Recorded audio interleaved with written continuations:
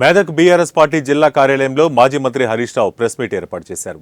ఈ సందర్భంగా సీఎం రేవంత్ రెడ్డికి హరీష్ రావు సవాల్ విసిరారు. ఈ నెల 25న సీఎం మెదక్ పర్యటనను స్వాగతిస్తున్నాం. ఈ క్రమంలో ఏడుపాయల అమ్మవారి దగ్గర ముక్కు నేలకు రాసి ప్రాయశ్చిత్తం చేసుకోమని సూచించారు. రుణమాఫీ చేస్తానని మాట తప్పిన రేవంత్ క్రీస్తును క్షమించమని అడుగు అన్నారు.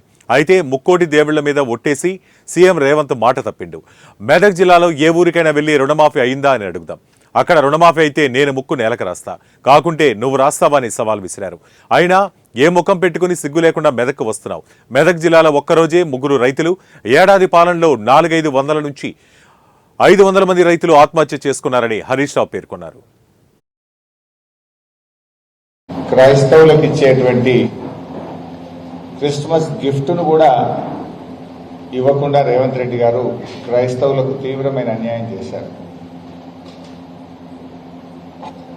తెలంగాణ రాష్ట్ర తొలి ముఖ్యమంత్రిగా కేసీఆర్ గారు భారతదేశంలో క్రిస్మస్ పండుగను అధికారికంగా జరిపిన తొలి ముఖ్యమంత్రి కేసీఆర్ గారు. అదేవిధంగా క్రిస్మస్ మరునాడు బాక్సింగ్ డేను కూడా సెలవు దినంగా ప్రకటించి రాష్ట్రంలో క్రైస్తవులందరూ కూడా పండగ సంతోషంగా చేసుకునే విధంగా ఈ దేశంలో 2 సెలవు దినాలు ఇచ్చిన ఏకైక రాష్ట్రం, ఏకైక నాయకుడు కేసీఆర్.